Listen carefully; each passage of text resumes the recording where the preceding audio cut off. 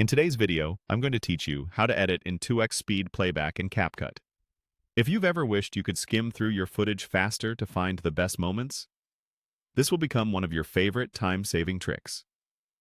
We'll keep it simple and clear, so you can follow along as you edit. First, open CapCut. Give it a second to load your workspace so everything is ready to go. If you're on the desktop version, make sure the editor window is active so your keyboard shortcuts are recognized. This ensures the playback controls respond the moment you start using them.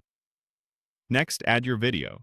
You can import your clip into the project and place it on the timeline so you can see the playhead and preview. The goal is to have your footage ready to play in the viewer because the speed controls work while you're watching the timeline. Once your clip is in place, you're set to start navigating quickly. Now for the speed up shortcut. Press the L key on your keyboard to start playing forward. Press L again to increase the playback speed. Each tap takes you up a level, and your target here is 2x speed.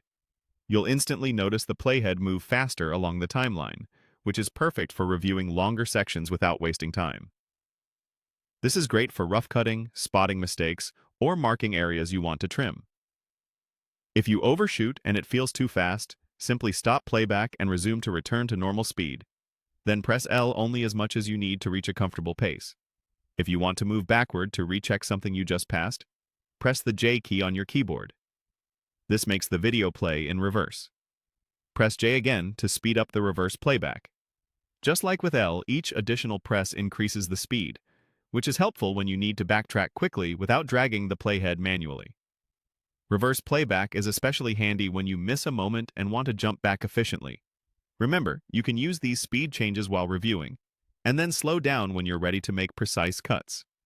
The key is to keep your hands on the keyboard and your eyes on the timeline, so you maintain flow as you move through your footage.